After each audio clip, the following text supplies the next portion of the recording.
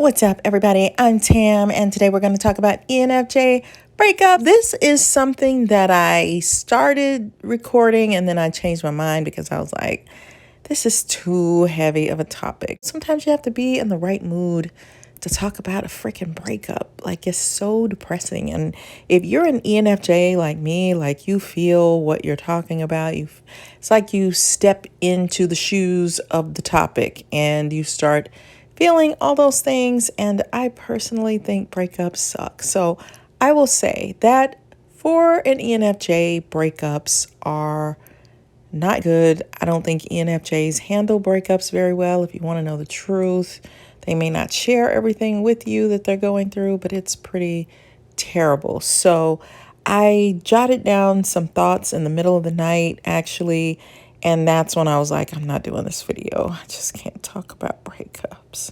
But let me read you what I wrote. What does a breakup feel like to an ENFJ? It feels worse than terrible.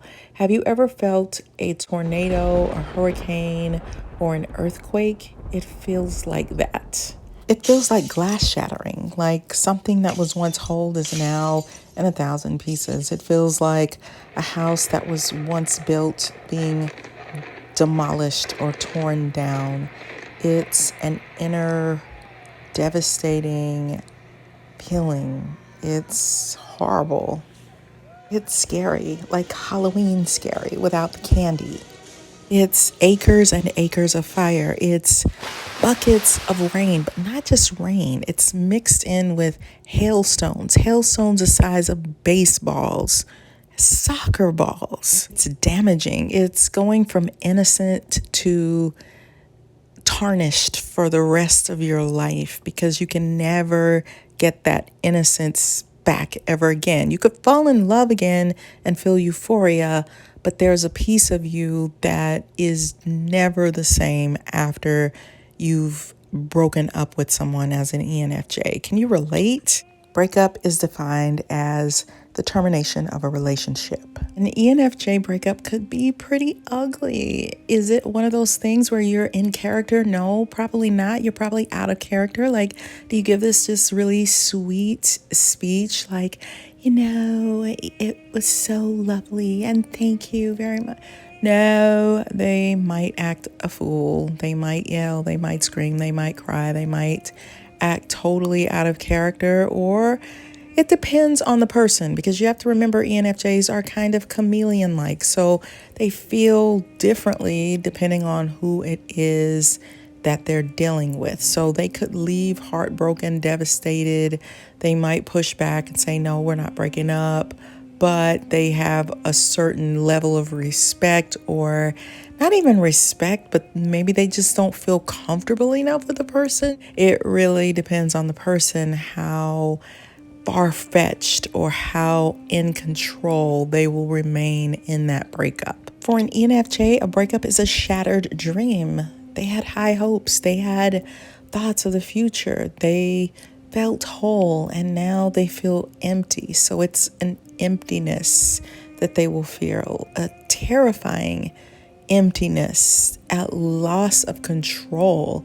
And maybe ENFJs could do better if they could really talk about the breakup and how they feel. But sometimes with ENFJs, talking about how they feel can make them feel even worse. And so they hold it inside, or they feel like, who can I share the depths of how I feel with someone? Who will listen? Who cares? Who wants to listen? They may talk about it in short bursts and not go on and on forever. They may try to hide how they're feeling, but when they're alone, they are on the floor falling to pieces.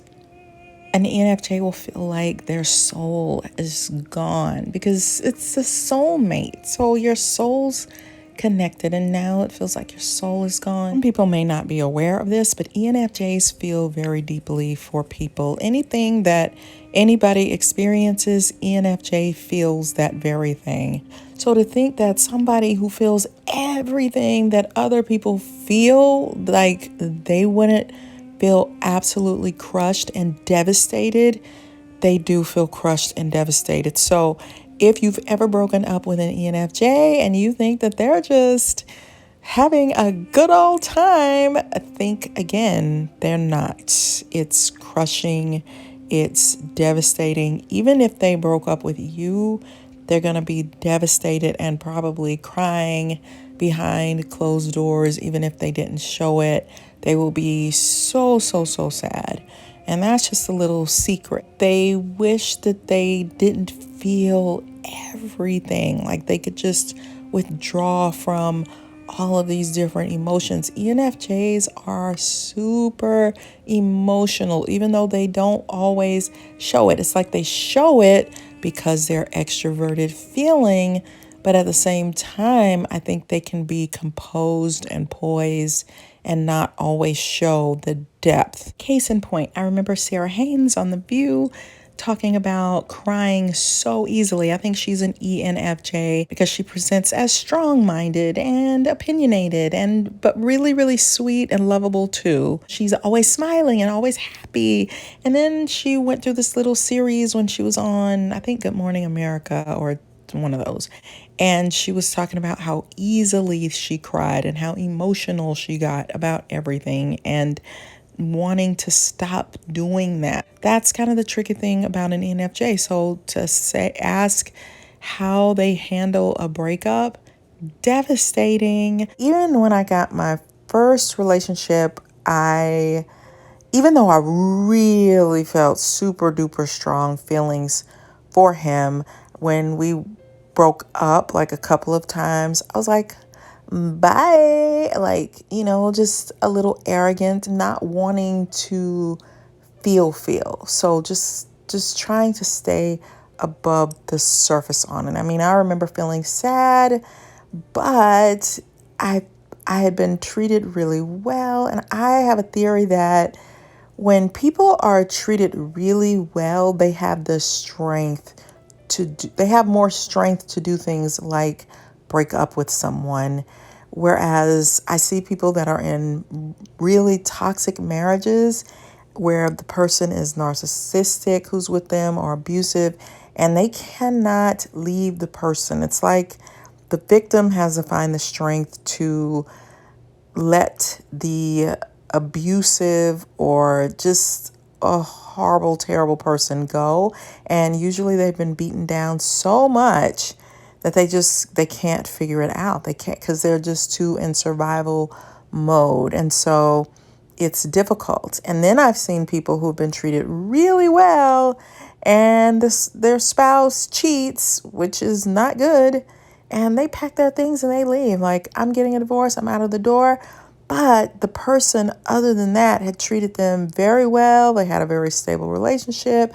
They didn't have 1,000 roller coasters and ups and downs. And if you're an ENFJ and you've had a good experience with someone, you're in a healthier space to think straight, and it makes the breakup a little easier. It's a rebound breakup for an ENFJ, then they may feel devastated for a couple of days where you're in bed, you can't get out, you need to eat ice cream all day. And then after that, you're kind of okay. If it's somebody that ENFJ was madly in love with, that they had really built a strong connection with, that they felt a closeness, euphoria, butterflies, like we're firing on all cylinders, we're just connecting, I really love this person, then that can be super devastating. An ENFJ, it could take years, honestly, to get over. They may never get over that person. They can start somatoforming. They can start feeling physical pains, physical symptoms, feeling numb, like physically numb, feeling panicky, freaking out, feeling crazy, can't stop crying, can't focus on work. Kiersey called ENFJs smooth-talking persuaders, but I think when it comes to relationship world, they may not be smooth-talking persuaders when it comes to they get strung along. Strung along is like, the relationship isn't very good, and yet you let the person convince you to stay in the relationship even though they're not giving you what you want. Let's say you want to get married and the person doesn't. They convince you to stay in a relationship with them for years. I'm not saying that ENFJs can't be strung along, because I'm sure that there are some, but I think it would be difficult. I'm just questioning myself saying that, because maybe an ENFJ could hang on to somebody and convince them to stay with them. I find that ENFJs aren't that great at being fakers when it comes to that kind of stuff, or really stringing people, getting people to string them along, nor having the patience to string someone along, because they want closure, they want to move on. Years ago, there were a couple of situations where I felt like I want to be strung along, because I just can't handle the breakup. Like, it hurts too bad. So, but they would never string me along. So I don't know if that's a good thing or if it's a bad thing, but I just never had that, where maybe there was nothing they could take advantage of me on. I wasn't giving them something that they could string me along for. If breakups were easy, then there would never be any families. So for an ENFJ, if they're madly crazy in love, it could take years. If it's somebody that they didn't know for very long, it could still be devastating, but just not for long. One day they look up and they don't even think about the person. As a result of a breakup, one of two things can happen to an ENFJ. If they go through too many breakups, they can either just start accepting anything. It's like they go from confidence to not quite understanding, well, what are the rules? That they're going to want to do anything they can to protect themselves after a certain point. Like, I can't keep falling to pieces over this.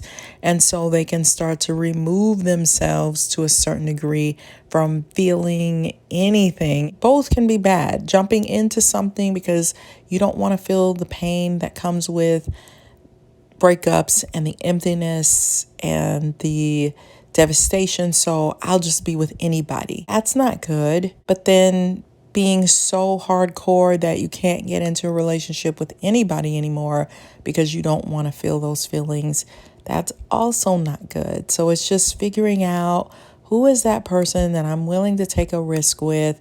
No one is perfect. Everybody is going to have some flaws. There's going to be some growing pains. Every relationship is a little different because they involve two different people. So you have to learn how to build together, learn how to compromise, learn some new things that maybe you've never done before in a relationship, because it's with a unique individual. So I always think butterflies mean that love will return again. So if you are going through a breakup, just trust that love will return. And if you're really struggling, check out my book, Flip the Script on Love by Tamara Zyon. It's on Amazon. I'll put the link in the description box. And I touch on a few things that might really help you out. So take good care, everyone. Love you. And I'll see you guys on the next video. Make sure you like and subscribe. Bye.